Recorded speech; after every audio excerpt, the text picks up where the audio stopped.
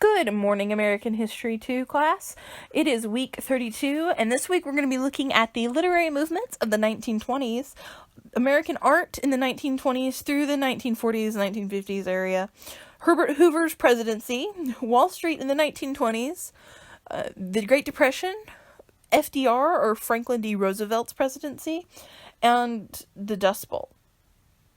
So we got a lot to cover, so let's go ahead and jump straight on in. I do want you to make sure you've let me know that you're present for class today, and to go ahead and answer the question, who felt the effects of the Great Depression first, and why, and what was the movement going on in New York that was mostly African-American based. It was pretty much all African-American based. Now, answer those two questions for me. It's very important that you answer them. This shows me that you've been listening and paying attention and watching the videos and all that fun stuff. So, and we'll go ahead and continue on with this week's lesson. Literary movements of the 1920s. There are two main literary movements during the 1920s. The first is the Lost Generation, and the second is the Harlem Renaissance. We touched on the Harlem Renaissance last week, as it was a massive movement among the African Americans in the U.S., specifically in Harlem, New York, and it was a political, social, artistic movement. So it was all the things wrapped up in one. So of course there was literature that came out of the movement as well. And we'll look at that more on the next slide. For this one, we're going to focus on the Lost Generation. Writers of the Lost Generation are the writers coming out of World War I. They have a bitter taste in their mouth for society and people in general, and they are trying to find themselves and better ways to express themselves and how to get their distrust and disgust with people across. And they also, even though they were disgusted with people and the horrors that people could do and the horrors of war, they were also disgusted with the overindulgence of the 1920s and the freedom of not expression, but the freedom with which people spent their money, and the freedom with which people were going around having parties and participating in the kind of sexual revolution that was happening too. 1920 is very similar to what you probably have heard about with the 60s, with that sexual revolution, sexual reawakening. That to a lesser extent is happening in the 1920s as well. And the Lost Generation didn't really approve of that either.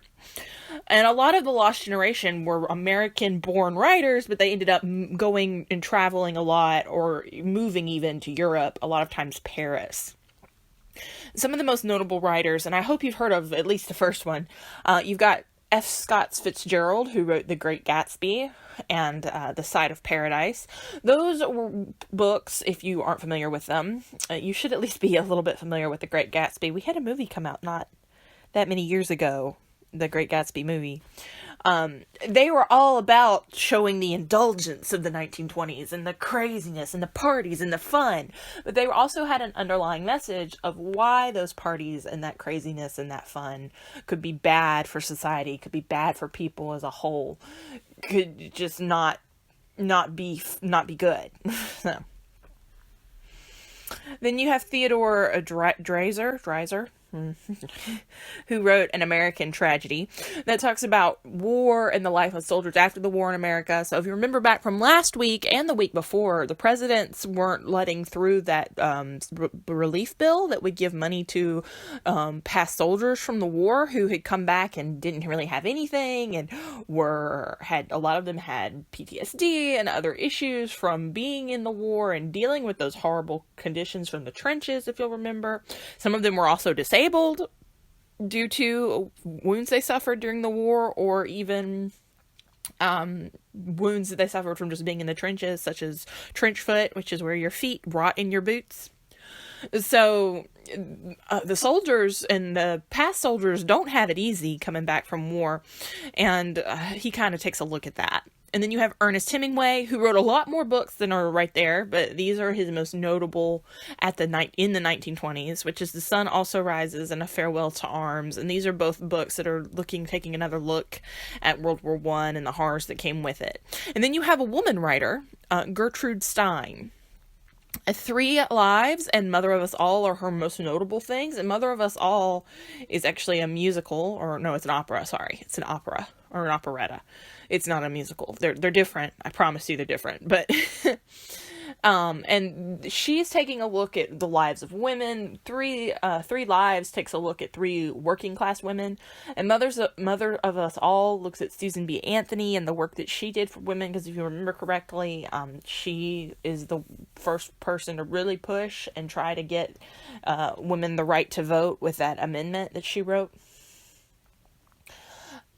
Then we're going to start looking at the writers of the Harlem Renaissance. This is the first time that people outside of the Black community all over the world are going to actually take a notice of African American and Black writers of any kind.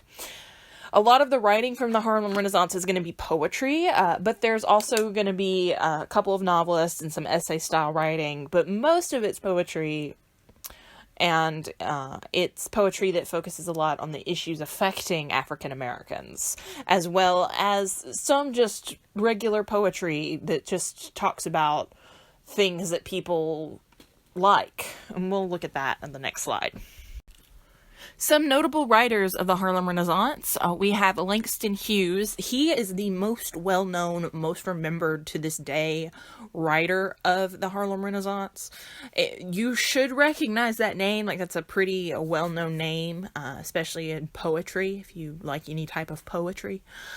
He writes a bunch of poems. I didn't have space for them all, but some of the ones that I like the best, and some of his most well-known, personally, I think, not Daybreak in Alabama. I just like that because we're in Alabama. But he wrote Daybreak in Alabama.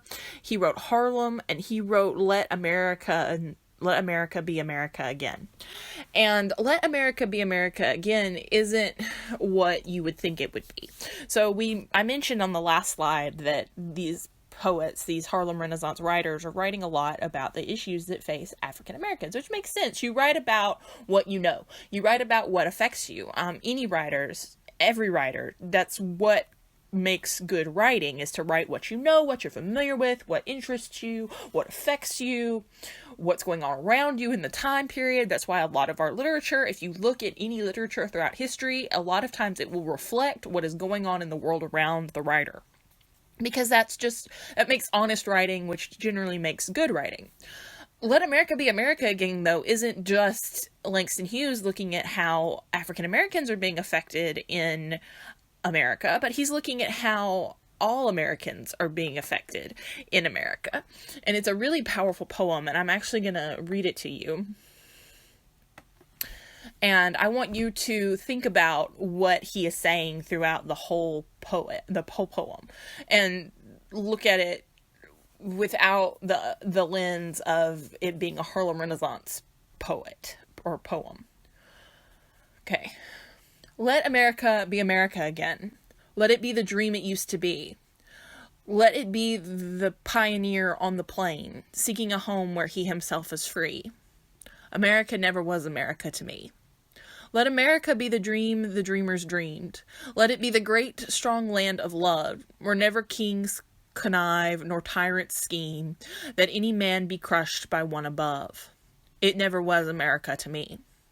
Oh, let my land be a land where liberty is crowned, where no false patriotic wreath, but opportunity is real and life is free. Equality is in the air we breathe. There's never been equality for me, nor freedom in this homeland of the free. Say, who are you that mumbles in the dark? Who are you that draws your veil across the stars? I am the poor white, fooled and pushed apart. I am the Negro bearing slavery's scars. I am the red man driven from the land. I am the immigrant clutching the hope I seek and finding only the same old stupid plan of dog eat dog, of mighty crush the weak. I am the young man full of strength and hope, tangled in that ancient endless chain of profit, power, gain, and grab the land, of grab the gold, of grab the ways of satisfying need, of work the men, of take the pay, of owning everything for one's own greed. I am the farmer, bondsman to the soil. I am the worker, sold to the machine. I am the Negro servant to you all. I am the people, humble, hungry, mean. Hungry yet today, despite the dream. Beaten yet today, O pioneers. I am the man who never got ahead. I am the poorest worker, bartered through the years. Yet I am the one who dreamt our basic dream in the old world while still a serf of kings, who dreamt a dream so strong, so brave, so true, that even yet its mighty daring sings. In every brick and stone, in every furrow turned, that's made America the land it has become. Oh, I am the man who sailed those early seas in search of what I meant to be my home. For I am the one who left dark Ireland's shores, and Poland's plain, and England's grassy lea. Untorn from black Africa's stand I came, to build a homeland of the free. The free? Who said free? Not me. Surely not me. The millions on relief today? The millions shot down when we strike. The millions who have nothing for our pay. For all the dreams we dreamed, and all the songs we sung, and all the hopes we've held, and all the flags we've hung. The millions who've had nothing for our pay, except the dream that's almost dead today. Oh, let America be America again. The land that never has been yet, and yet must be. The land where every man is free. The land that's mine, the poor man, the Indians, the Negroes, me. Who made America? Whose sweat and blood, whose faith and pain, whose hand at the foundry, whose plow in the rain, must bring back our mighty dream again. Sure, call me an ugly name you choose. The steel of freedom does not stain. From those who live like leeches on the people's lives, we must take back our land again. America. Oh yes, I say it plain. America never was America to me, and yet I swear this oath, America will be. Out of the rack and ruin of our gangster death, the rape and rot of graft and stealth and lies, we the people must redeem the land, the mines, the plants, the rivers, the mountains, and the endless plain. All the stretch of these great green states, and make America again. So, as I hope you heard in that poem, he was very much advocating for everyone, not just African Americans or immigrants, but everyone. Poor white people who might not be poor, but weren't happy. You know, they came looking for this dream of freedom. Even the white people that were looking for that dream, but they don't find it because, you know, they have to work so much. And they're basically a slave to their boss. Like, he was unusual for his time in seeing that everyone deserved to have freedom, and that chains of non-freedom come in many different types, not just in the fact that you were a slave in name, but you could also be a slave in other ways. And I encourage you to remember that a lot of immigrants that came over here, especially in the early years of America, came over as indentured servants, which was basically a slave as well. Like, a lot of times they weren't treated well either. They had poor living conditions, and a lot of them died as indentured servants and never got to taste that freedom. And he would be very much considered a progressive in today's standards, but I would support him as a progressive in today's standards personally. I don't like to bring my own politics into our lessons, but his view on things is true, and like he's, you know, saying that America was never what people wanted America to be. It was never that place where you could get away from the greed of the rest of the world, from the need to be on top. And he wanted America to be that, and he saw potential for America to be that, and he saw it through the hard work of the people who were being downtrodden. He didn't want them to just hand it over. He was like, no, we as people who were being downtrodden, who were being neglected, who are being abused, we need to rise up as one and take back this land and make it a land for everyone. for no matter what your skin type, no matter your economic status, we need this place. And remember, we talked about last week in Hollywood, that was a running theme through the Hollywood movies, is that they would mock social, hierarchy, and they would mock the need to marry in your social class and stay within your social class. And America was supposed to be a place where social class wasn't as much a thing as it was over in Europe, and we lost sight of that somewhere along the way. And we're seeing in the 20s people rebel against that, and we're seeing it today. But unfortunately, personally, I don't feel like a lot of people who are rebelling against that are the people who can do anything about it and are the right people. A lot of people who you see saying that, they're the champion for the underdog, or the champion for the poor, or they're the champion for this, that, and the other thing. Well, how are they their champion for that when they're not? They don't have a rag to riches stories, or they're being funded by someone and thus now they have a lot of money. You don't see the actual poor people coming together and rising up and being like, no, this isn't fair, this isn't right. So none of the attacked people, and I don't like to say attacked, because I don't think generally as a whole a lot of groups of people are being attacked in America today, but people who are the underdogs are not the actual people who are rising up. And the people who are rising up and saying they're for the underdog, really, I don't feel personally are. I think they're for themselves, and I think they are for a lot of times the 1%. If you look at the people who are talking about getting rid of the upper class and making everything equal, well, generally the way they're proposing for that to happen, it doesn't actually affect the true 1%. It affects the middle class. It affects the people who have it a little better off than the really poor people. But then it just brings the people that have it a little better off down to the level of the really poor people. It makes everybody really poor except for the 1%. And that's just something that's, I personally feel, has been a struggle throughout American history.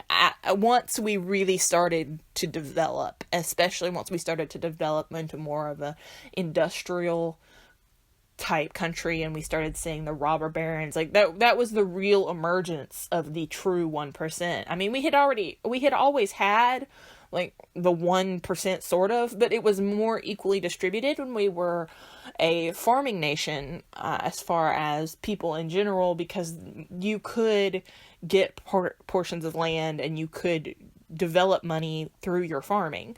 And once the Industrial Revolution starts, more and more people are going to work in the factories rather than trying to get their own factories, trying to make their own businesses. So that's just something to consider. Art in the Americas in the 1920s onward to around the 1940s, 1950s. So a common theme among a lot of American artists, not including the Harlem Renaissance artists, was Art Deco. The main characteristics of Art Deco are simple, clean shapes, with geometric shapes such as triangles used as decoration. Art Deco is considered very minimalistic. Art Deco can be seen today in buildings such as the Chrysler Building and the Empire State Building in New York. Those are Art Deco buildings. Art Deco was present in a lot of architecture at the time, but it was also used in art.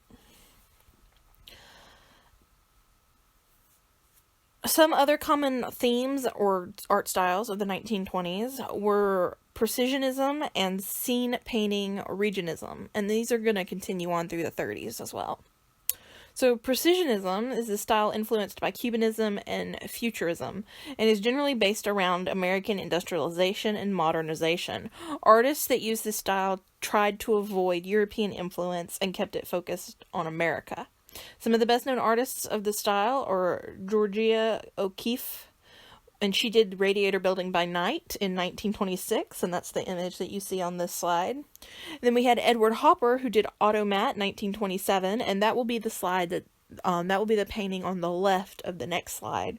And then on the right will be A Modern Conveniences, painted in 1921 by Charles Demuth.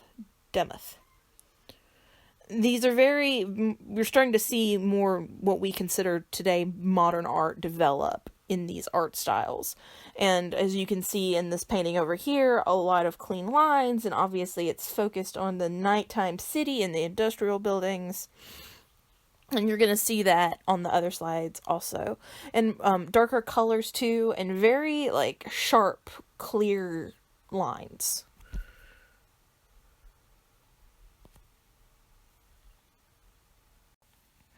Now on this slide, I want you to write down in the comments what you see, like what stands out to you about these paintings, what you think the artist is trying to convey. Just some short little things about what stands out to you and what you think the artist was saying with the painting over in the comments, either down at the bottom in the comments or in the live comments.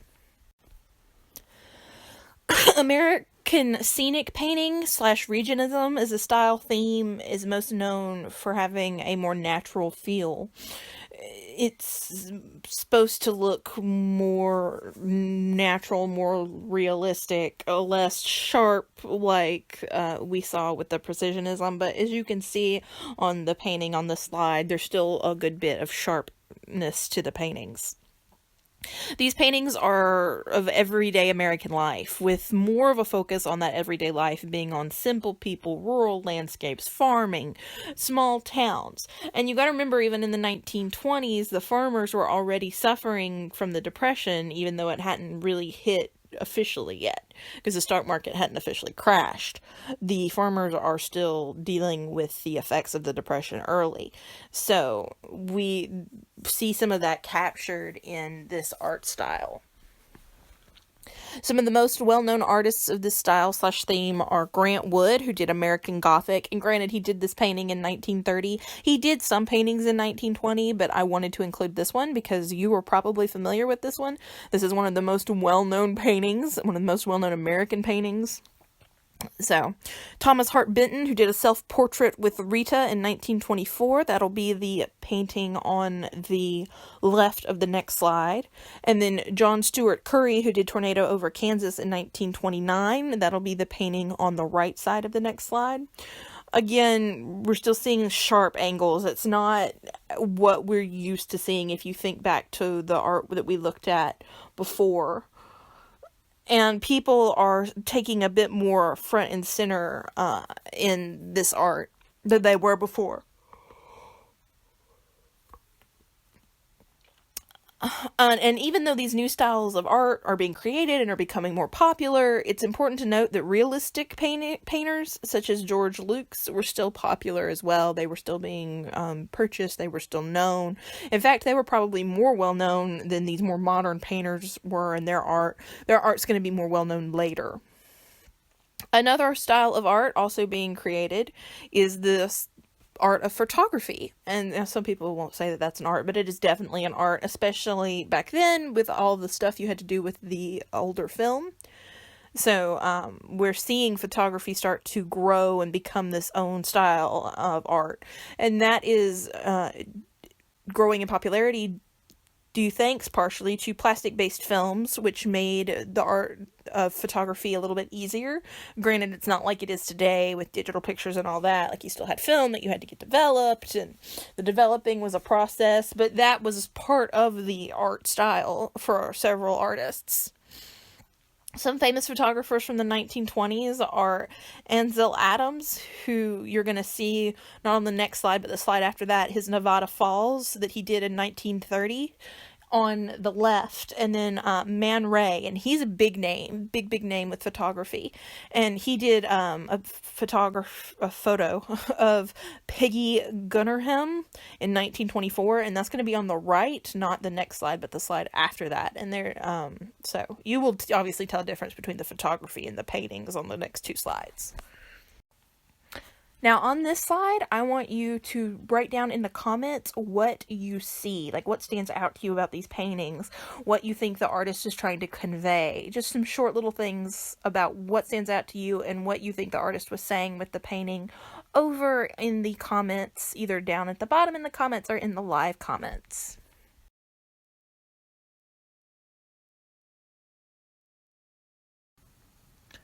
All right, Herbert Hoover's first term, part 1. Herbert Hoover's time as president is spent trying to deal with the economic crisis that is the Great Depression. Unfortunately, Hoover does not do much to help the people of America. He tries to help a bit by raising tariffs and introducing the Agricultural Marketing Act and a few other things, but these things are really not that helpful and in the long run do nothing to help with the Great Depression. He puts more on his focus on worrying about the penniless men riding the rails, just looking for anything that they can get their hands on as far as ways to grow, ways to profit, ways to support themselves, and possibly even their families. So he focuses more on that than what he can do to pull America out of the economic slump it has found itself in. March 4th, 1929, Herbert Hoover is inaugurated as president. March 5th, 1929, Hoover appoints Henry L. Stimson as Secretary of the State. March 28th, 1929, the State Department intervenes to help the Standard Oil of California to attain oil rights. April 15th, 1929, New York City police raid the birth control clinic research center, arresting some people and taking records. The case against the clinic will be thrown out later. So this is important because birth control at the time was considered illegal, but there were patient confidentiality rights that couldn't be broken, hence why the case ends up being thrown out. May 16th, 1929, the first Academy Awards occur. May 27th, 1929, the U.S. Supreme Court upholds the pocket veto power of the president. So if you weren't familiar or weren't aware, the president has the power to veto certain things that come across. So if he thinks that they won't work or are unconstitutional or are just bad for the people, he has the right to veto what Congress is trying to push through. There's a lot of checks and balances in our government. June 26th, 1917. Oh, I'm sorry, that should be 1929. Hoover signs the Agricultural Marketing Act, which is a government program that's designed to help farmers sell their goods. So this act was created to help get farmers selling their goods, making a profit, and being able to hold up their farm and continue to contribute and make money so that they can pay back their loans, not have to declare bankruptcy, and basically kind of help stop what's coming with the economic depression, but obviously that's not going to work. And remember, we haven't officially hit the full economic depression yet. That's coming in October of this year, but the farmers were dealing with their own Great Depression pretty much in the 20s. They started early. Do you remember why they started early? If you remember why the farmers' depression started early, go ahead and put that in the comments for me. I'll tell you at the end of the slide if I remember. September 3rd, 1929, stock index doubles, reaching an average of 216. September 22, 1929, construction of the Empire State Building begins. October 24th, 1929, Black Thursday. That is a part of the Great Depression, and when we get into the Great Depression a little bit on further down, we will talk about what Black Thursday is, along with Black Tuesday, which was October 29th, 1929. That's generally considered the official start. Like, that's when the Depression happened. It started on October 29th, 1929. So that's a very important date in history that you need to remember. December 2nd, 1929, war looks like it is on the horizon in China, and the Kellogg-Briard Pact is invoked. It is ignored, but there is no war. January 30th, census report reports that of 123 million Americans are living in the U.S., with illiteracy hitting an all-time low, and 1 in 5 Americans owning a car. February 3rd, 1930, Hoover names Charles Evans Hughes, Chief Justice of the Supreme Court, replacing Taft. February 10th, 1930, massive bootlegging bust in Chicago. April 22nd, 1930, London Naval Treaty is signed by the U.S., Britain, and Japan. It will stay in effect until 1937. Italy and I want to say Germany were supposed to also sign it, but they don't. June 17th, 1930, Smoot-Hawley Tariff Act raises the tariffs on many goods, and generally I think it raises it by about 50%. July 3rd, 1930, Veterans Administration Act puts the handling of all veteran benefits into one department. September 1930, the bank panic begins. So with Black Thursday and Black Tuesday, that was more stock market involved and not bank involved. And then now we're starting to see banks get involved and people rushing to the banks to get their money out of the bank, which is going to cause banks to start collapsing. September 17, 1930, construction of the Hoover Dam begins in Nevada. November 14th, 1930, I'm going to mess up this name because it's Japanese and I don't speak Japanese. Yoko Hamaguchi assassinated by a military fanatic, and the military fanatics are going to end up taking control of Japan. So we're seeing the starts of World War II brewing. November 27th, 1930, Kellogg awarded the Nobel Peace Prize for his work on the Kellogg-Berard Pact that we talked about. We talked about that, I think, last week, and then I mentioned it earlier in this slide.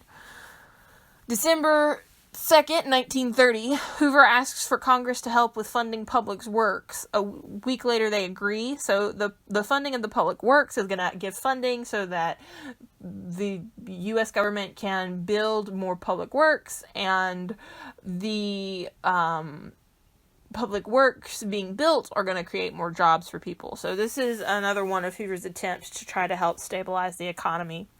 December 11th, 1930, the Bank of the United States closes. January 7th, 1931, emergency committee reports say that near 5 million people in the U.S. are unemployed. February 27th, 1931, Congress passes the bonus loan bill that lets veterans get loans that are up to 50% on their bonus certificates. So when people joined up to fight in World War I, they were promised bonus certificates, money, and these certificates were given to them, but the certificates weren't supposed to be able to be cashed in until 1944. So this is letting them take about half of that check, half of that bonus, and go ahead and get their hands on it now because of the economic issues. March 3rd, 1931, the Star-Spangled Banner becomes the national anthem. March 25th, 1931, the Scottsboro Boys are arrested. The Scottsboro Boys were 9 African-American men who were arrested and accused of raping a white woman in Scottsboro, Alabama. They were originally convicted on some dodgy evidence, but later on their case ends up being dismissed, and we're not sure what happened with all that, like who was guilty and that sort of thing. June 20th, 1931, 1-year debt pause between countries. So Hoover calls for the countries not to call on the U.S. debts, and the U.S. won't call on other countries' debts, and they need to not call on other countries' debts. So like everybody's not going to pay another country anything to kind of help stabilize the economy, because it wasn't just America's economy that was suffering from the Great Depression. It was a worldwide economic crisis. July 18th, 1931, Japan violate the Kellogg-Berard Pact by invading the Manchurian town of Mukden. I probably butchered all those names. July 21st, 1931, Britain goes off the gold standard in an effort to solve the Depression. So if you remember correctly, how is all money, how does it work before Britain went off the gold standard? All paper money is backed by gold in the government's treasury. Well, it was during the Great Depression that everybody started really and truly getting off the gold standard and getting off their money being backed by anything. And now, worldwide today, no one's money is backed by anything. And we're all just surviving on the idea that we accept each other's Tinder and it's worth something, even though it's really not. So, if a country falls from power, their currency would probably be worth nothing. October 7th, 1931, Al Capone is convicted. So remember, he was arrested not for being a mob boss, but for he got caught during a prohibition raid, and he was also caught on tax fraud, and so that's what he's convicted on. Not really the murders of anybody or anything like that. January 7th, 1932, the Stimson Doctrine is delivered to Japan, and that is basically the U.S. fussing at Japan and saying, you broke the treaty or the pact that we had agreed on, you're misbehaving, and we're not going to recognize any land that you got through a show of force. So we don't recognize that town that you took over is yours, because it's not. Okay, so we're going to go on to the next slide. Herbert Hoover's first term, part 2. The end of Hoover's term as president is largely a disaster. The bonus army marches on Washington, and Hoover uses military force to drive them out. This ends up with 2 men and 1 infant dead. Hoover ran for the election, but his name was now synonymous with ruin, having nothing, and failure. So, and we will talk about that a little bit more when we get further into our discussion of the Depression itself. But, I will also, in just a second, explain what the bonus army is. So, January 22nd, 1932, Hoover establishes the Reconstruction Finance Corporation to try to help banks and businesses. March 1st, 1932, the Lindbergh baby is kidnapped. So, if you remember from last week, we talked about Charles Lindbergh, the man who did the flights. It was a celebrity in the U.S. because of his cross-country flight and then his across the Atlantic flight, nonstop specifically. Well, he had a child, and on March 1st, 1932, the child is kidnapped, and Lindbergh pays a ransom for the child, but later the child is found dead, not far from his house. And it's due to public outcry over this issue and over this incident that actually is what led to the kidnapping becoming a federal offense and being punishable by death.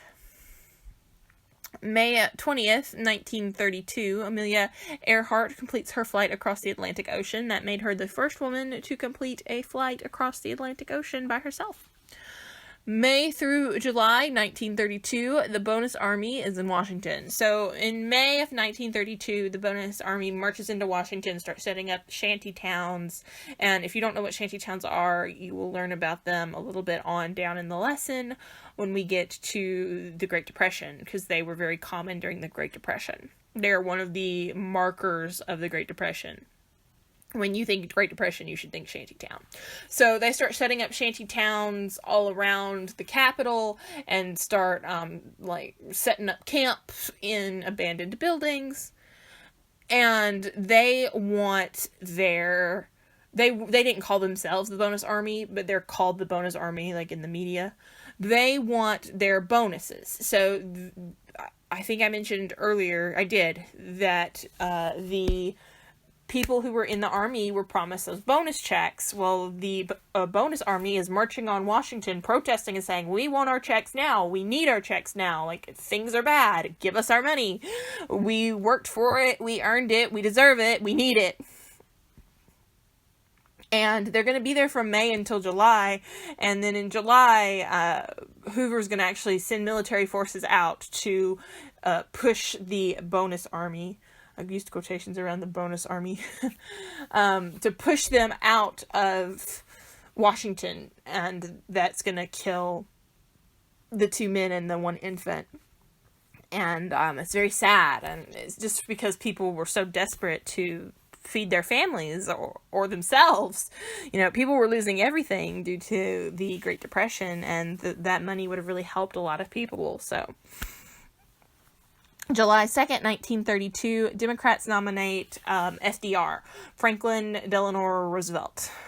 And then, of course, November 8th, 1932, FDR is elected president, and that is really due to the disaster that is Hoover's last part of his presidency, and also due to the fact that, like, right as he became president, we hit the Depression, and basically people blamed him for it, even though it really wasn't his fault. It was just... it had been coming. The writing had been on the wall for a while, and unfortunately, all the chips just fell into place right as Hoover became president.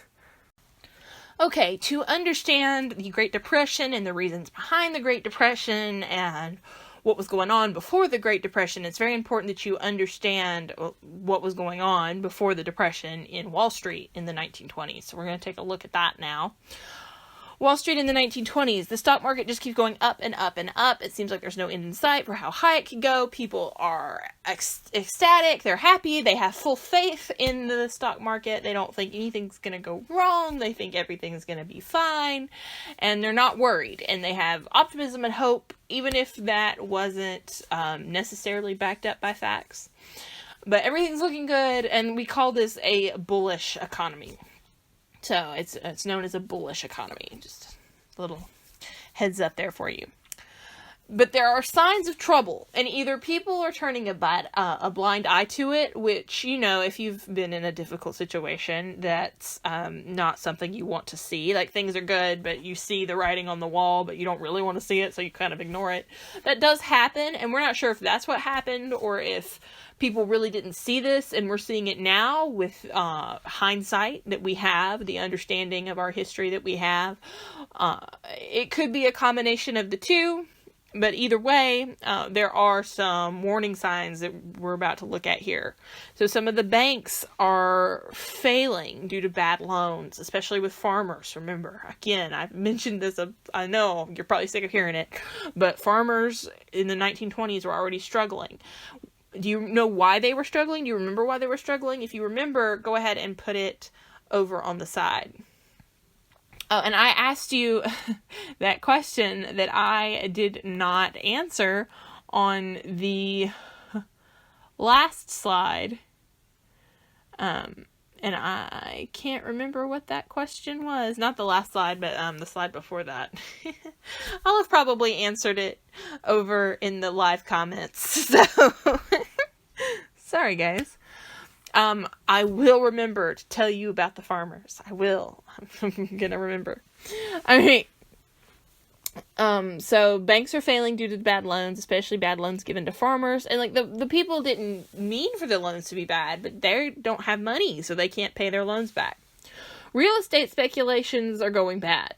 And now these real estate speculations are going bad because people are buying without seeing, especially in Florida. And so they're buying a lot of swamplands, useless, non-important lands.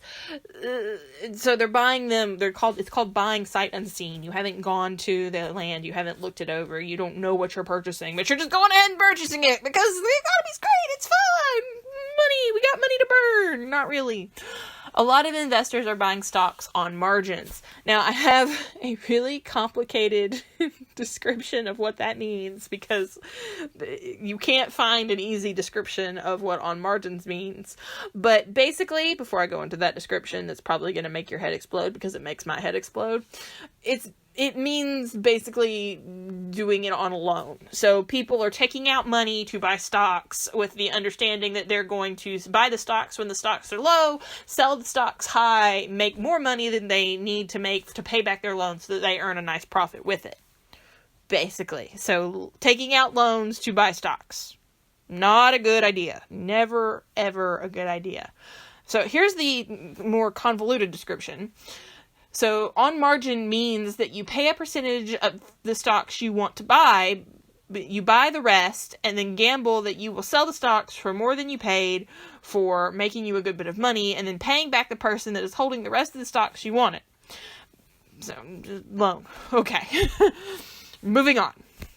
And the national debt goes up massively during this time. So we have had a national debt since we started as a country, and I will link a really great Schoolhouse Rock video about our national debt in the description down below. It's very true. It's a very good video. You should watch it. And that is America. We have a large national debt. So the national debt goes massively up. Before World War I, we were a $4 billion debtor. Then that means we owed other countries $4 billion. That's such a large number. And I mean, it was even larger back then, so it's so hard to wrap my head around it now. I can only imagine what it was back then. But then after World War I, we are a $16 billion creditor. So we took $16 billion that we didn't have and just shared it with everybody. Like, here you go, you need some money? Here, I got you money. I got you good. You're good, fam. And if that wasn't enough, we also give $10 million to allies to help with their rebuilding efforts. So just spending money like it's nothing. In response to the soaring national debt, the government creates the Bureau of the Budget to watch the national budget very closely to try and get the national debt under control. Obviously, that didn't work. And I don't think that still exists today. The Secretary of Treasury was Andrew Mellon, who shifts the tax burden of the U.S. from the rich, who had been finding ways around it anyways, and moves the burden onto the middle class. So basically he says, well, the rich are not putting their money into the economy and creating jobs, and they're getting around and not paying their taxes by shipping their money off seas. So we'll just shift it to the middle class Americans because they don't know how to get around it, or they can't get around it in any way. So they're going to pay their taxes, so the U.S. will have money, and then the rich will feel comfortable putting their money back into the U.S. to create jobs so that we can have more middle class Americans who can help pay more taxes. And you also have to remember that prohibition's going on at this time, so there's no money from alcohol sales. So it's just not good times. Not good times. And so this idea of Andrew Mellon, who was, by the way, Carnegie, started to... It kind of works, but at the same time it doesn't work because it's because of that pressure that the middle class today is shrinking and shrinking and shrinking, getting smaller and smaller and smaller until it looks like the middle class may eventually just completely disappear. So I personally feel like instead of doing that, they should have made it illegal to have your money off seas, and they should have really gone after those people who were doing that. But I understand that there are logistic errors there. Okay, moving on. Wall Street in the 1920s continued and the start of the Great Depression. So the people of the U.S. had placed their faith on the Federal Reserve, too. This was another thing. It was believed that because of that reserve, that the stock market would never crash again. Because we had seen throughout American history, we've talked about economic recessions, which are basically depressions. And we have seen that generally after a spike, a prosperous time, there will be a fall and there will be a recession or a depression. So if people had been thinking clearly and had not placed all their faith on that Federal Reserve, then they would have seen that the likelihood of a depression coming was pretty high. But they instead thought that the Federal Reserve was going to prevent another depression or recession from ever happening. And so everything's positive, everyone's great, no one's seeing the warning signs that I mentioned earlier. And then things start to go south when more and more companies start entering a period of overproduction by the late 1920s. So these goods that the companies were producing were durable goods. You only needed one. You bought one, they were made and meant to last, so you bought one and that was it. And you got the one, and then you're done. So companies were producing like vacuum cleaners and cars. They were making all these new cars and these new vacuum cleaners. And people weren't buying them because they already had a vacuum cleaner. They already had a car. They didn't need another one. And generally, too, they also might not have money for another one. So the companies are still producing all these goods, even though people aren't buying. So we've got that overproduction and not enough demand for the goods. The good economy comes to an official end what day we technically document it as the official end, is October 29th, 1929, also known as Black Tuesday, which is when the stock market officially completely crashes and basically everybody's panicking. But it really started on Thursday, so a few days earlier, on Black Thursday, when stock prices started dropping at an alarming rate. But Tuesday was the day that the whole market had reached mass panic and was the official start of the worst crash seen in the history of the stock market. This was the most visible sign of a worldwide economic crisis that was hitting all countries hard. Now, everyone was hit hard right away in the U.S. Mostly the stockholders were the ones hit the worst at first. Because only 1 out of every 100 people back then owned stocks and were doing anything with the stock market. So it was a lower percentage. But we're going to see slowly the crash and the economic downturn start to affect their everyday person. It's going to creep into everybody's lives and have a massive impact. And the stories that you might have heard about people going and like committing suicide, throwing themselves off buildings, things like that, those are very true. Those did happen in an answer to the Depression and the fact that a lot of people were losing everything. Many people did start to panic due to the stock market crash and what was going on with the economy. So they start rushing to the banks to take out their money, and the banks are struggling. So if you don't know how a bank works, which I'm going to assume you do, but maybe you don't, so I will explain it anyways. You go to your bank and you have an account with your bank and you give your bank money. You give them your money and you say, please keep this for me. And the bank says, okay, we're going to keep this. And I think it still works this way, but I know it worked like this back then. The bank then turns to the next person that walks in behind you who comes up and says, I need a loan for this amount of money. And then the bank goes, okay. And they use your money that you have given to the bank to give this other person a loan, with the understanding that the other person will pay back the loan with interest, thus giving the bank back your money and giving the bank a little something extra. Well, a bunch of banks have given out bad loans. Of course, I didn't know they were bad at the time, but they're now bad loans, so a bunch of banks don't have people's money, so they're coming to get their money, and the banks don't have it. And so banks were shutting down left, right, and center. 1 year after the crash, 800 banks had failed and shut down. The people were losing their monies when the bank failed. So now we have a system set up with the Federal Treasury, Federal Reserve, one of those two, where they will back up your money up to $300,000, I think. Don't quote me on that number. I'm not certain that number's exact. But the government will back up a certain amount of money that you have in a bank or a credit union. But that didn't exist back then. During the Depression, the Great Depression. And because that didn't exist, that people were just losing their money. They no longer had their money. One of the most well-known examples was that there was a janitor who had a savings account with the Bank of America that contained $1,000. So I want you to think about that. That's nothing today, really. But back in 1920, that was a good bit of money.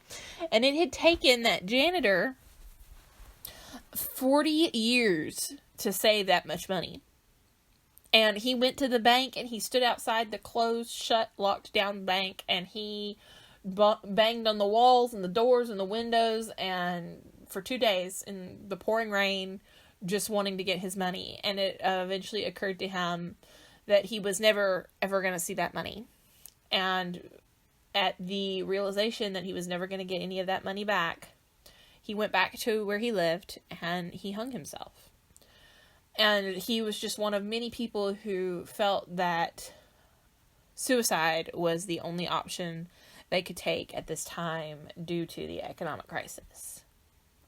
Which is one of the reasons why the Great Depression is So sad. I mean, there's a lot, but a lot of people lost their lives due to the fact that they lost everything. So.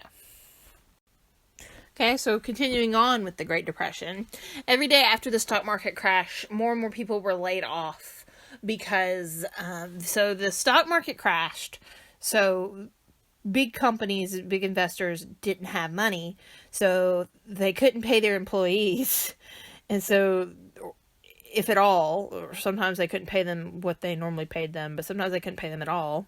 Sometimes they were laying them off. And so then the employees had no money with which to buy goods. So then other companies were losing money and were having to lay off people. So it was like a vicious, continuous cycle. There needed to be a way to break the cycle, and there really wasn't any way in sight. Every company was hit hard, including U.S. Steel. The entire payroll would be laid off, I think, by 1933. And the amount of people that were laid off from U.S. Steel were 225,000 workers. Can you imagine all those people getting laid off today? I mean, I realize that may be happening. Like, we may be headed towards another Great Depression due to the pandemic. But let's hope we're not. And hopefully, even if we are, it won't be as bad as this one. So. With people out of work, they started to lose their homes, their clothes, their goods, their everything. And I want you to listen to some people who lived through it. I want you to listen to some of their stories. I was 11 years old. But how well I remember it. It was like the skies had grown dark. Thunder. And all of a sudden, faces were tragic. People were walking around in the hallways of our building and in the streets with inquiring eyes and saying, has it happened to you? Has it happened to us? What is happening? Living telegrams at that time. And pretty soon, you could feel a horror. Behind the door, you was knocking. When you knock on the door, when the voice come out, yeah, who is it? Who is it? I say, I have a telegram. Well, slide it under the door. Slide it under, or go away. Get away from me. Get away from me. I was 11 when the crash came. My father at that time, along with a few friends, owned a small grocery store. One day he came home and he laid $2 on the table in the kitchen. And he said, no more store. Everything is gone. That was the end. For us, it was the end. I had been saving for maybe 5-6 years a piggy bank, money in a piggy bank.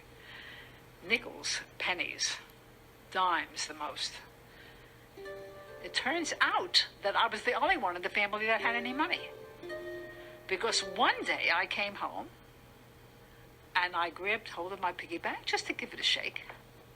And there was nothing in it. My mother was looking at me. And she said, your father borrowed the money. He has to go out to look for work and he needed money to go downtown.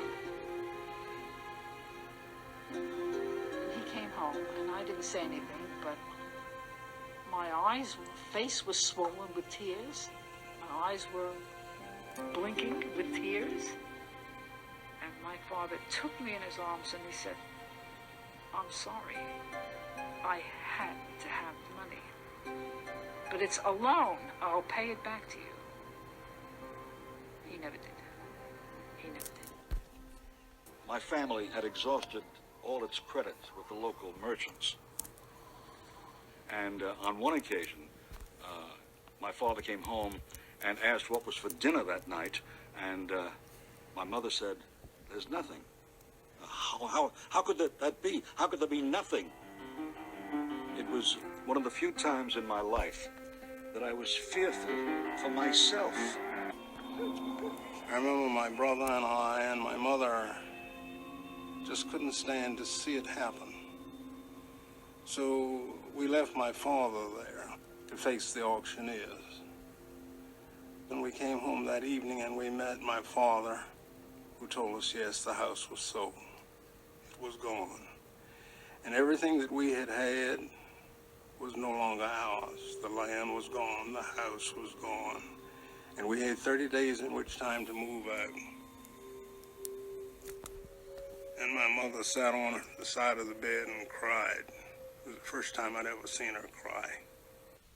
I hope that kind of puts into perspective, those stories kind of put into perspective for you what those people were going through, what everyday people were having to deal with. I personally can't imagine having to lose everything and no longer have a home or anything in my home. Like, that's heartbreaking and very hard personally to imagine.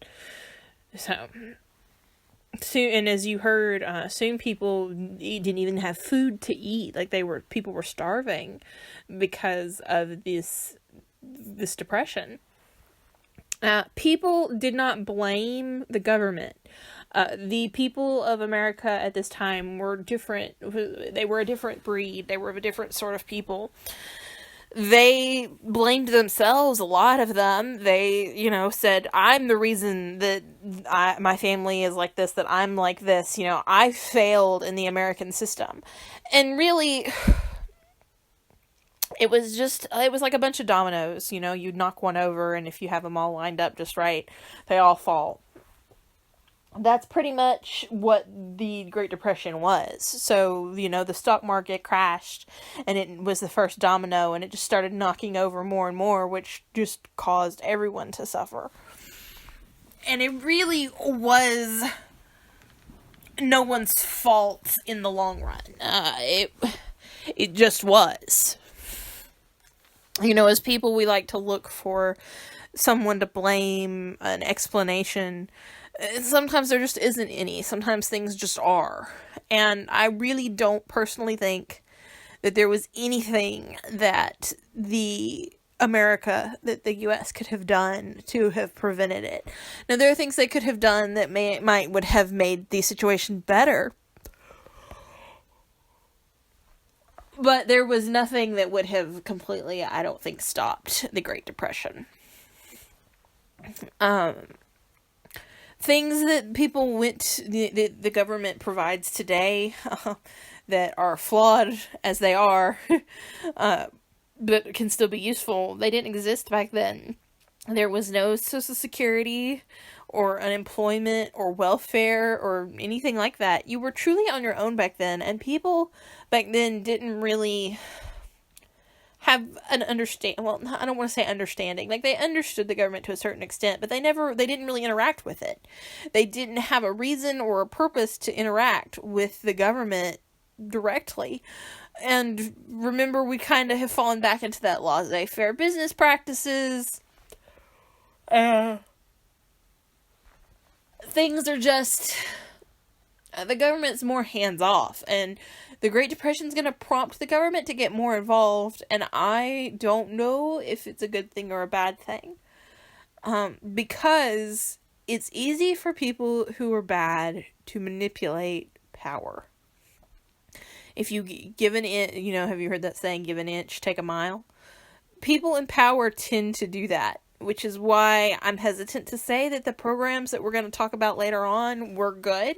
But I also don't want to say they were entirely bad either, because they did help in some aspects.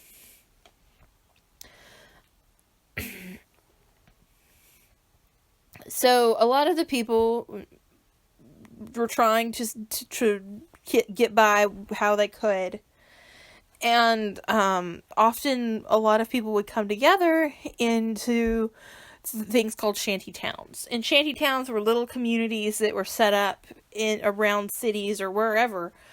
And they were shacks and like cardboard boxes, and they were home for people and families, but they were dirt filled and diseased filled and waste filled and just not pleasant places to be around. And I think they were technically illegal. And they were just all around sad. And if you look up shantytowns, Great Depression, you'll probably see some good shots of some examples. And then, to make matters even worse, we're going to see the Dust Bowl start to hit the U.S. And the Dust Bowl really hits hard during Roosevelt's term, FDR's term as president. So, for now, we won't look at the Dust Bowl quite yet. We'll look at that after we look at FDR's first term. Now, today, a lot of people, when they have hard times, when they're troubled, they're dealing with issues, people like to escape. And that was no different back then than it is today. So people still wanted to find a means of escape. And there were a couple of ways that people would use to escape the horrors going on around them. If you could spare 10 to 15 cents, cents, as in like a dime or a dime and a nickel, you could get in and spend about 6 hours in a movie theater. And it wasn't like the movies of today. It was a little different. And I will play an explanation for you so you can hear how it was back then. I hear Horace Height and his orchestra play for half an hour. Then they'd have the movie tone news. And then they'd have the feature story, and then they would have Bugs Bunny or the equivalent comic, and then they'd have the second feature. And by that time, the orchestra was getting ready to play again. So you could spend about 6 or 7 hours for 15 cents. There was no television, there was only radio. So this visual escape into a dark theater, you could literally forget your troubles and get happy. Another way, though, that people tried to escape was a lot of dancing was continuing and getting, people were getting even better at it. And we're going to see some shag and Lindy and swing and Charleston dancers really come out of this depression. They didn't have anything else to do. They couldn't afford to do anything else, so they danced. And then also there were radio shows. A lot of families had radios. That would be the one thing they would try to keep, as it wasn't only a means of escape, but it was also the best way to get news at the time. And people would crowd around if they knew someone. If one person had a radio, they'd get everybody they knew from the neighborhood or all their friends, and they would all crowd around the radio to listen to stories. One of my personal favorites from the time would be The Shadow.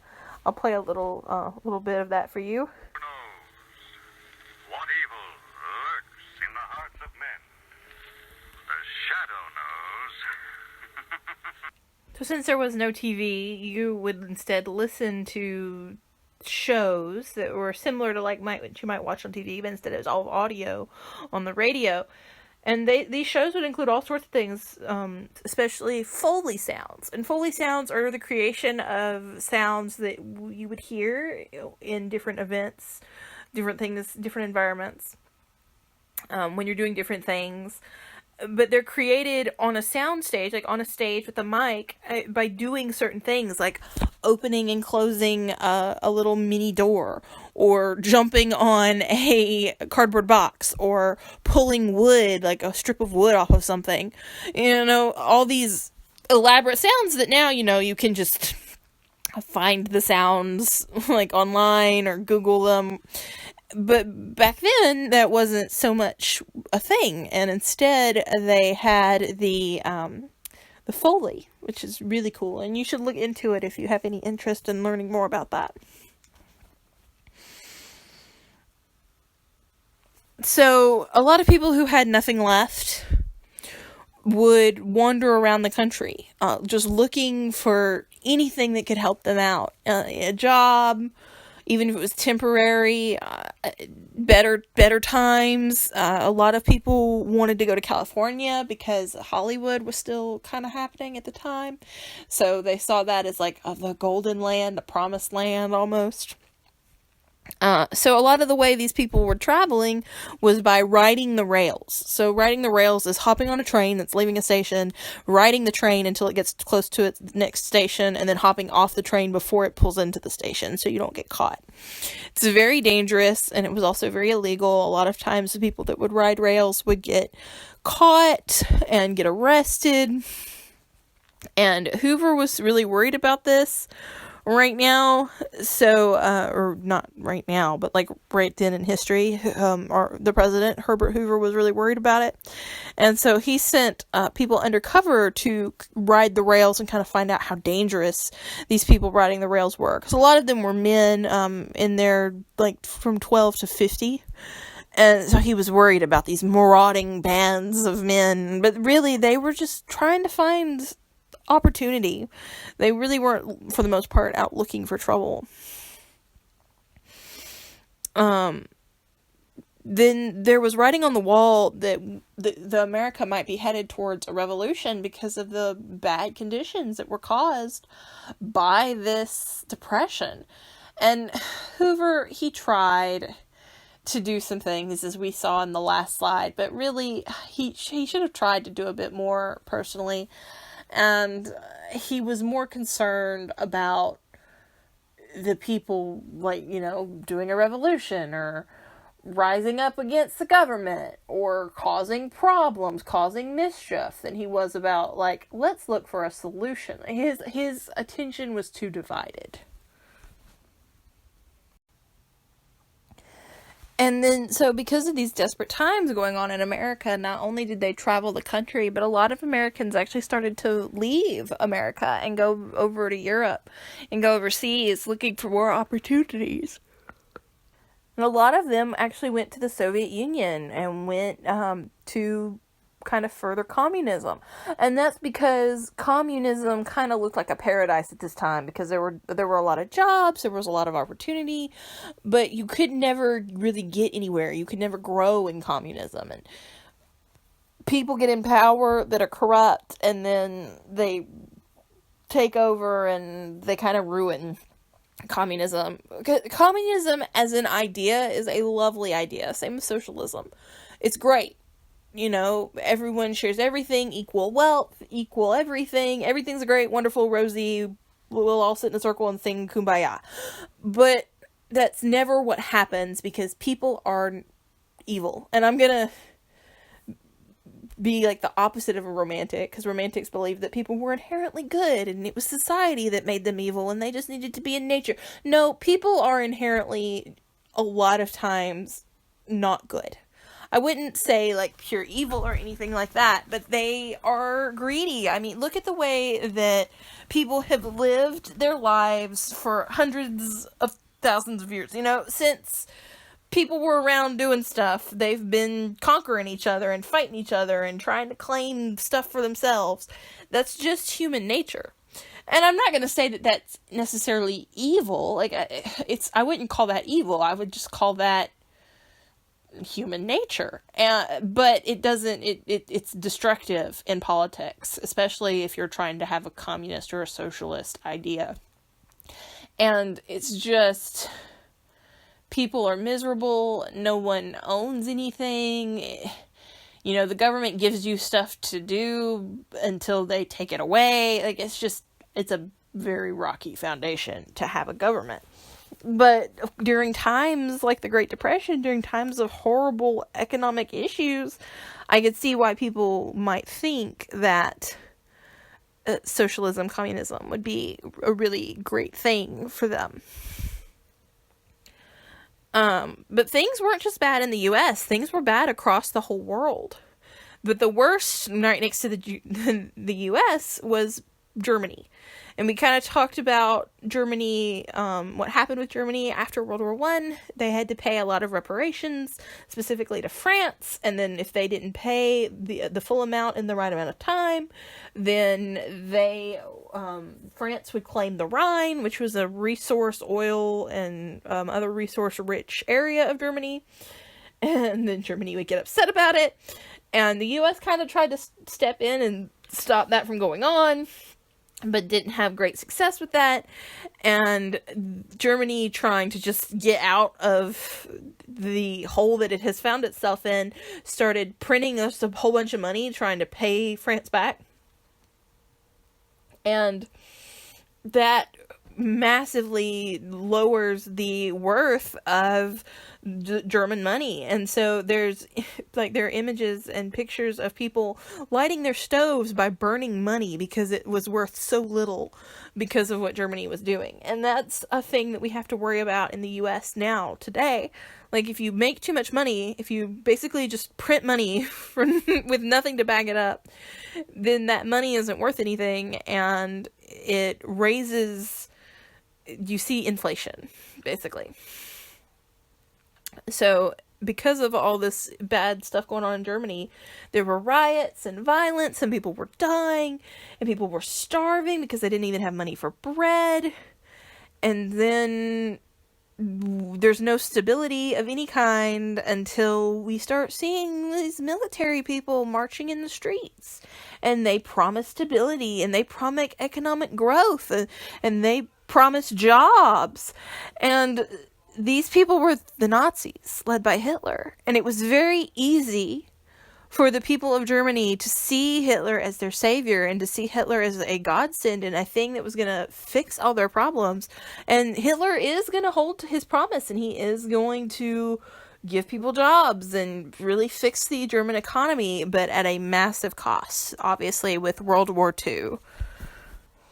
Hitler officially gains power over Germany on January 30th, 1933, and the people celebrated him with a torchlight victory parade through Berlin. And so many people were so excited about Hitler at this point. And people are kind of being brainwashed. We're seeing this brainwashing happening today in a different manner in schools. And I will always tell you in this class, in any class that I teach, that you need to learn to think for yourself. Don't take what I tell you and just accept it. And I think I've told you this before in class. Go research it. Go learn for yourself. Use primary sources. Use resources of people who were there, who lived it, who were in it, who were dealing with these issues. Don't just listen to me and then accept what I say. Go explore and come up to your own determination of facts. I mean, obviously there are facts, and then there's things that are speculative, or there are things that are something that you can decide. But go use all the resources you can to find out for yourself. Don't take anybody's word for something, especially historically. Go and check it yourself. And, you know, the Library of Congress is online now. You can get access to so many historical documents that I would really encourage you to go look at those yourself and prove, you know, if you think differently than me, because I know sometimes I do kind of voice my political opinions. If you feel differently than me, that's fine. But go look for the sources that you can use to back up the way you feel about things.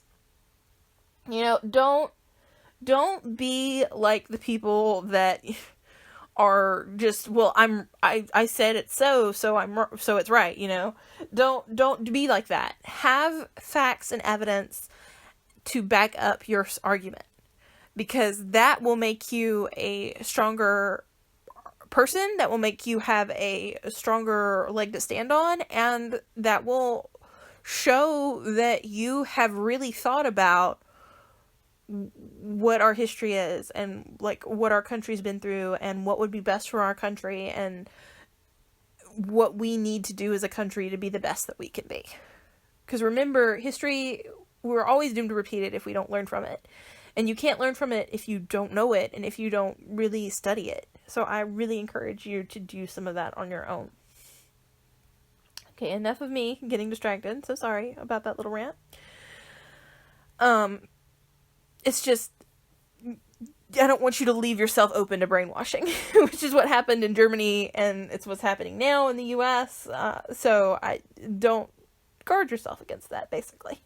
Don't fall for another Hitler.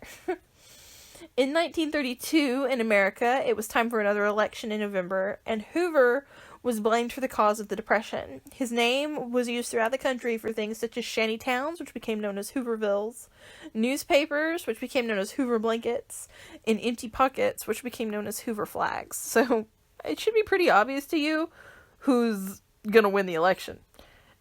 It was the Democrat Party nominee, Franklin D. Roosevelt. I should also note that part of the reason he won this one, and especially for his second term, when he's going to win again, it will be because of a split in the party, and the Union, we're going to see a creation of a new party called the Union Party, and they're going to have split off, the majority of them are going to have come from the Republican Party. So remember, whenever a party is divided, the other party is going to win, because that split, that divide, causes the votes to not go towards one or the other.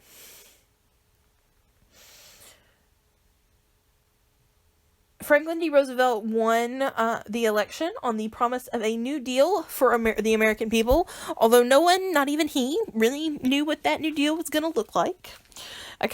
He was kind of flying by the seat of his pants when he got the job and was president. And his campaign slogan is "Good days are here again." Once he's president, though, there was not an easy way out of the Great Depression, and we're going to see him try his best to really help the people, but unfortunately, a lot of his things are going to fall kind of short. And by the time he is sworn into office in 1933, 16 million people, okay, I just want you to think about that, 16 million people across America are unemployed. This is 25% of the American workforce. But Roosevelt, Franklin D. Roosevelt, FDR, as I will be calling him a lot, is inaugurated, and he's sworn into office, and he makes his famous speech, "We have nothing to fear but fear itself." That's a pretty famous speech. If you're not familiar with it, I encourage you to go watch it. I will try to put a video in the description down below so you can see it. And millions of Americans were hanging on his every word, waiting to hear how he was going to help them. And he delivers, and we'll look at that in a little bit. But next we're going to look at his first term as president. Franklin Roosevelt's first term, part 1. So FDR's first term, especially the first few days, are spent creating the New Deal and working that out and getting things passed that were involved in the New Deal, to try to help the homeless, penniless, unemployed people that have been caused, the American people that are this way because of the Great Depression. And while these are some really noble efforts on FDR's part, and I really think he had the best intentions at heart, it's going to fall short, and we're really not going to see him pull us out of the economic depression that we're in. It's going to actually take World War II to really pull us out, but we'll talk about that a little bit later. So on March 4th, 1933, FDR is inaugurated.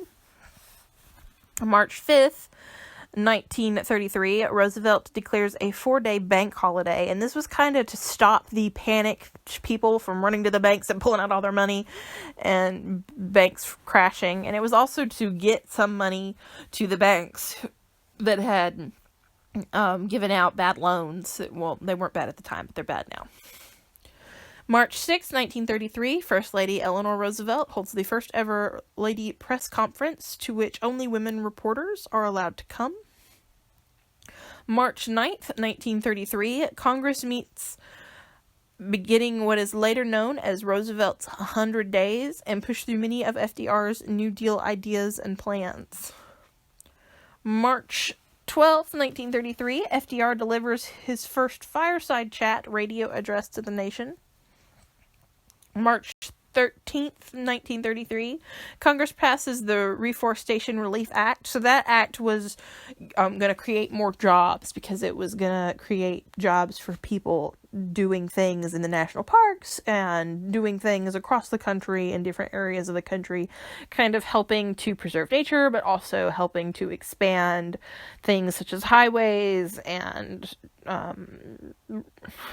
like electricity and things like that. And we're going to see specific acts actually later that are designated towards electricity. April 19th, 1933, FDR takes the U.S. off the gold standard. So remember, all our money was backed by gold. It had something backing it so that our greenbacks, our little paper slips of money, were worth something. And that is no longer the case. May 12th, 1933, Congress passes the Federal Emergency Act, also known as the FERA, and the Agricultural Adjustment Administration Act, or the AAA. And those are basically what they sound like. The Federal Emergency Act kind of gives money to the president for him to use to help the people, and the Agricultural Adjustment Administration actually was an administration of people who were stopping people from planting certain crops, and were encouraging more for other crops, like paying a higher premium for those, and encouraging people not to plow as much, I think, was one of the things that they covered. They're trying to mitigate the what's going on with the Dust Bowl, which we're going to cover after we go through his first term. May 18th, 1933, Congress passes the Tennessee Valley Act. This act starts to get electricity into rural parts of the South that, I think we talked about this last week, that were not having the radios and any newfangled electrical appliances, because a lot of people in the South didn't have electricity. May 27th, 1933, Congress passes the Federal Securities Act.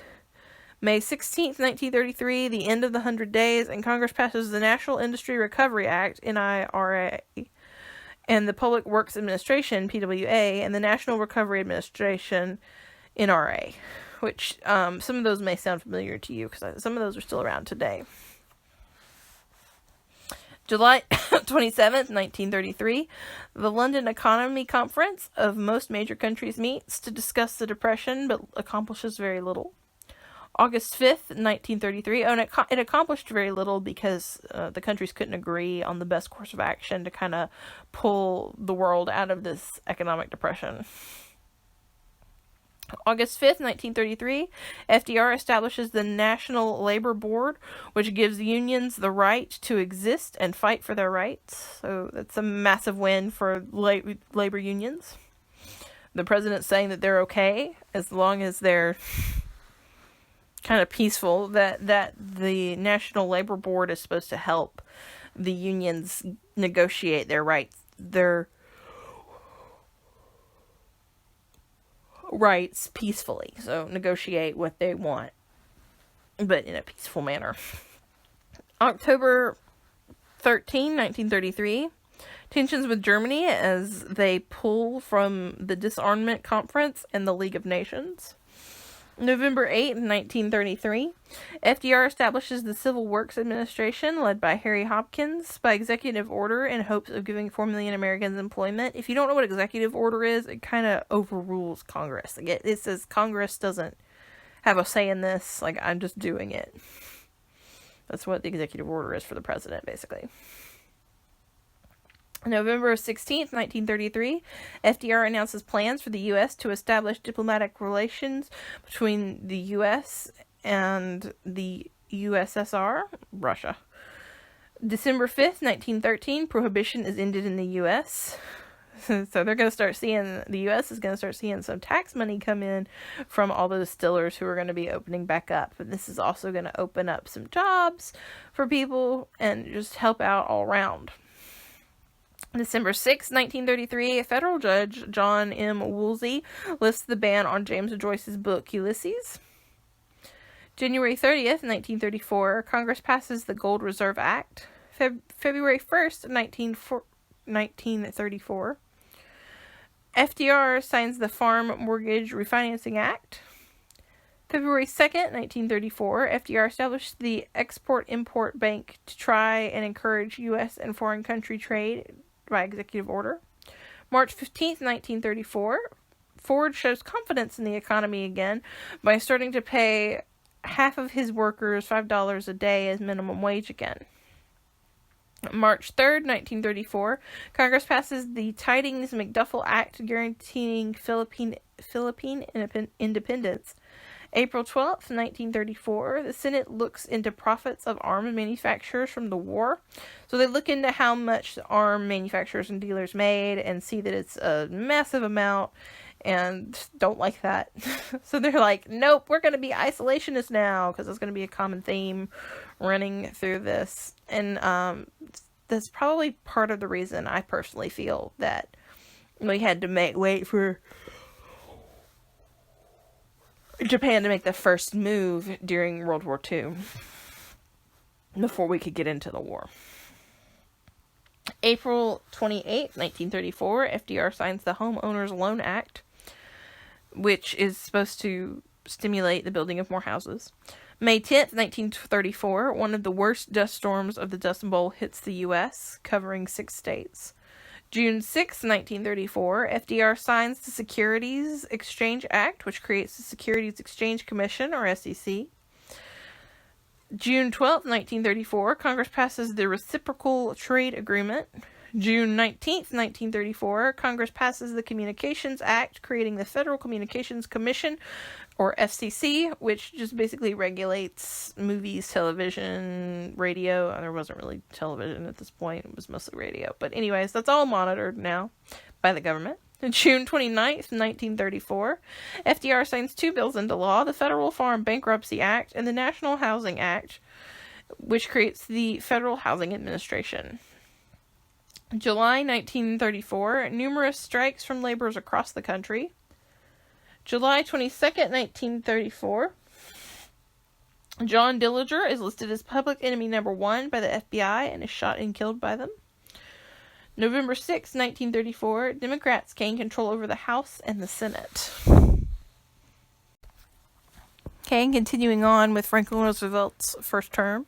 On December 29th, 1934, Japan denounces the Washington Naval Treaty and the London Naval Treaty, which basically were kind of de-arming countries across the world. January 4th, 1934, in the third State of the Union address by FDR, he tells the people about the second part of his New Deal, which involves the development of the long-term programs for the elderly, unemployed, and the sick. So basically Social Security. January 29th, 1935, the U.S. Senate is determined to continue to shun the involvement in international affairs. April 8th, 1935, Congress passes the Emergency Relief Appropriation Act.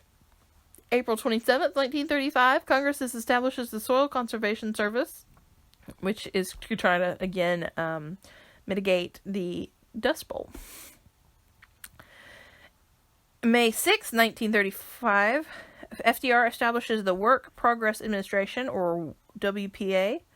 May 11th, 1935, FDR establishes the Rural Electrification Administration. That's hard to say. They were bringing electricity again to more rural parts of the world where it had been assumed that it wouldn't be profitable to bring electricity to.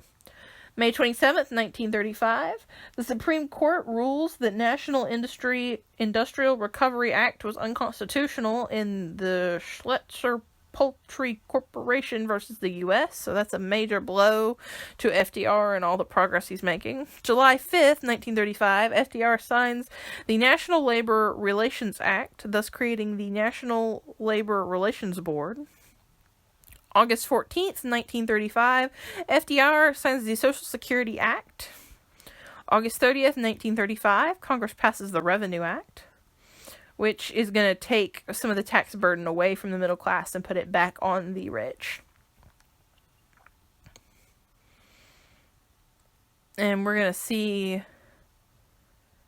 I think that happens, does that not happen again? No, it must be that one then. Yeah, it raises the amount of money that Rockefeller is paying, because he was the richest man in America at the time, by like 80% of what he owes in taxes goes up by like 80%. That's a lot. I can't imagine, but I guess if you're the richest person in America, it probably isn't that big a deal. August 31st, 1935, FDR signs the Neutrality Act in light of the war between Italy and Ethiopia. The Neutrality Act says that the U.S. could not make arms or send arms or sell arms to people involved in conflict. In Italy, by the way, if you're wondering what's going on there, it's Mussolini. And when we get to World War II next week, like more in depth with World War II next week, we will cover that a little bit. September 8th, 1935, Senator of Louisiana Hugh Long falls to an assassination. We're going to see and hear about Hugh Long in a little bit with the Great Depression. So just keep that name in your mind because it's going to be important in a little bit here. January 6, 1936, in U.S. versus Butler, the Supreme Court rules that the Agriculture Adjustment Act, or AAA, to be unconstitutional, leading to Congress passing the Soil Conservation and Domestic Allotment Act, or CDAA, which acts very similar to the AAA. January 24th, 1936, Congress passes the Adjusted Compensation Act over FDR's veto due to economic downturn, also known as the Roosevelt Recession. So what that Adjusted Compensation Act is it lets the bonus army soldiers, people that wanted to access their bonus money before it was time in 1944, it allows them to go ahead and access that money to go ahead and cash in their bonuses. May 9th, 1936, Ethiopia falls to Italy, and this spurs on Hitler and Mussolini. And we're starting to see the rumblings of World War II building. We were already seeing that, though, with Japan, too. So, Japan, Italy, and Germany are causing problems. June 1936, the parties nominate their people for president. The Republicans nominate Alfred M. Landon. The Union Party, which, remember, they are breaking off from the Republicans, so that Republican vote still split. The Union Party nominates William Lemke, who's very similar to Long, who I said we were going to be talking about a little bit. And the Democrats renominate FDR. On June 17th, 1936, in massive foreshadowing of World War II, units of the Spanish Army in Morocco rise up against the Spanish government. August 1936, the Summer Olympics in Berlin, Germany. November 3rd, 1936, FDR wins re-election. And December 8th, 1936, the NAACP wins in Gibbs versus Board of Education, meaning that all teachers had to be paid the same no matter their race or skin color or anything like that. Okay, now we have the Dust Bowl. So remember, farmers were already starting to see their depression in the 1920s. But in the 1930s, things are going to get worse for them with the Dust Bowl. In 1930 to 1931, a lot of cropland in the U.S. was expanded to be cropland because of the war has been abandoned and isn't being used, isn't being tilled properly. And we're also seeing crops starting to fail and very little rain. So then massive storms start sweeping dry dust across the South, the West, and the Southwest of America in 1932 through like 1935, 1936. And America was in the worst drought that it had ever seen. Waves upon waves of clouds of dust would slam into farms and towns, making it hard to walk, breathe, and see. And so that right there is a picture of what one of those dust clouds looked like. Can you imagine trying to walk through that? I cannot. 25,000 square miles of farmland was nothing but dust. In April of 1934, the worst dust storm in American history hit 6 states: Texas, New Mexico, Colorado, Kansas, Oklahoma, and Nebraska. And this is dubbed Black Sunday. Because everything back then was black. Black Thursday, Black Tuesday, Black Sunday. This was the final straw for a lot of farmers, and many of them packed up what they could, leaving their houses and farms to rot and moving to California.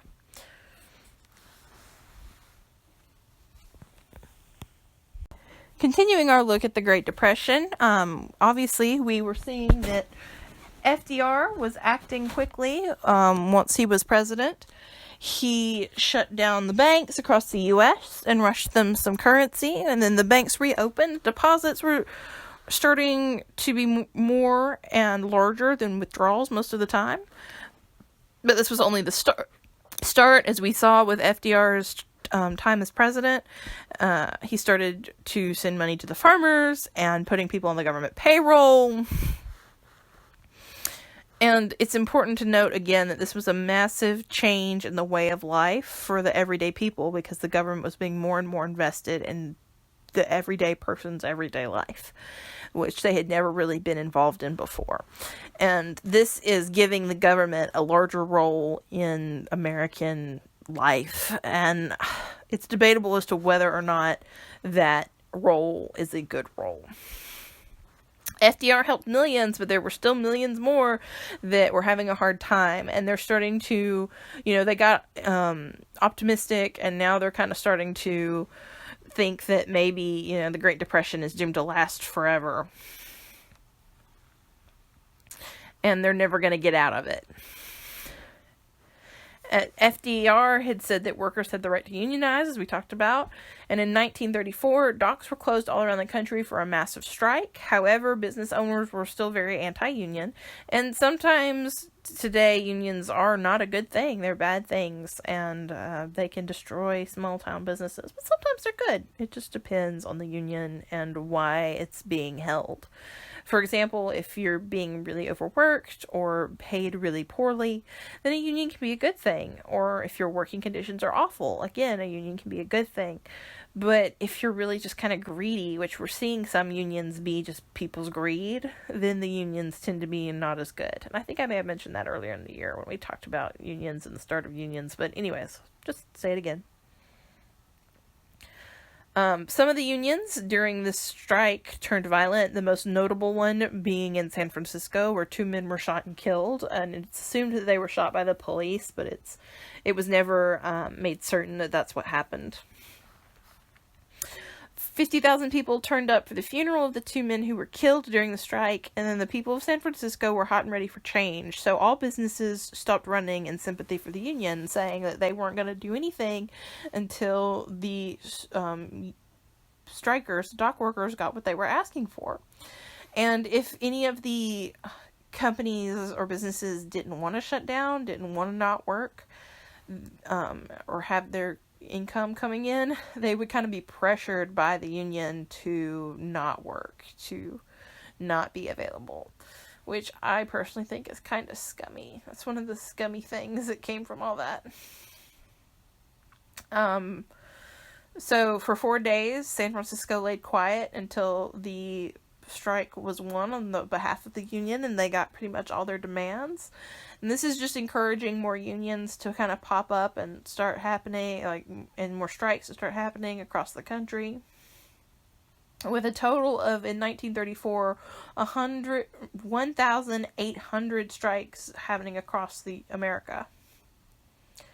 Also in 1934, the U.S. economy had kind of reached a stalling point, and that's when we start seeing the second half of FDR's New Deal, his New Deal part. Okay, the New Deal. To explain the New Deal a little bit better, the New Deal is a blanket name given to many programs created by FDR in an attempt to pull the U.S. out of the Great Depression. Some of the most important things of the first part of the New Deal were banking reforms, temporary jobs. These were jobs to improve things such as public buildings and roads, the end of the gold standard, and the end of prohibition. The New Deal was not enough, however, and gave many people only temporary relief. Odd how temporary jobs might provide only temporary relief, but, And to make matters worse, the Dust Bowl was still going on as strong as ever. So then we had the second New Deal, and some of the important programs with that were taxes increased on the wealthy, Social Security, and welfare for the poor. Unfortunately, these programs were not a success, and a recession in 1937 made things go south again. Okay, the last part of the Great Depression. We see people such as Father Charles, Dr. Francis Townsend, and Senator Hugh Long start to come out before the next election, before the second election where FDR was reelected. And they're kind of bashing FDR, and they're getting public attention and drawing public attention onto them, and they're trying to keep it on them. The one that we're going to talk about really today in class is Long. Long was a senator. He was a senator of Louisiana. And he promised to take money from the wealthy and redistribute it, even though he did none of that in the state of Louisiana. And he promised every American a house, a car, a radio, great life. Basically, socialism without the name socialism. And Long was also very power hungry. He wanted power, and the power that he already had, he used abundantly. He had his own private police force and made sure things went his way, and he had an iron fist over Louisiana. Very bad, very shady guy. But he was gaining a lot of popularity from the downtrodden. And if he hadn't assassinated, there could have been a good chance that he could have gotten the presidency. By 1935, Long had support from most all of the farm states, so Alabama, Mississippi, Tennessee, Louisiana, Georgia, North Carolina, South Carolina, Kansas, Arkansas, Texas, New Mexico, Colorado, Arizona, I think Missouri probably too. And FDR considered Long the most dangerous man in America. And he was killed, of course, by an assassin in 1935. And while all that was going on, FDR was pushing to make Social Security and welfare for the poor, as we talked about during, now look at his first term. The push for these programs was known as the Second 100 Days. And the programs will help people a little bit. And by 1936, the country is starting to see some signs of recovery from the Great Depression. But unfortunately, of course, it was not over by 1937 in America. In Germany, however, it was over because Hitler was rearming Germany and had kept to his promise and gotten the German people jobs. And things were looking great in Germany for Germans. But we're going to see, obviously, that goes south. We're moving into World War II. The first step being in 1936, the real first step, when we consider Germany's side of things anyways, is when the German troops marched into Rhineland. They did take back Rhineland unopposed from France. And it is this war that's going to actually be the thing to break the Great Depression in America. It's going to be the start of World War II. So that was it for today's lesson. Like I said, I know I didn't send an email with homework last week. I thought y'all had the science fair last week, so I just didn't want to stress y'all out about it, and it was mostly going to just be famous person sheets anyways. But there will be homework for this week, along with a study guide and a test, so keep your eyes out for that. And otherwise, yeah, I hope you enjoyed the lesson today. Make sure to let me know if you have any questions, and I will see you all next week. Make sure you keep an eye out for that homework email. All right, bye.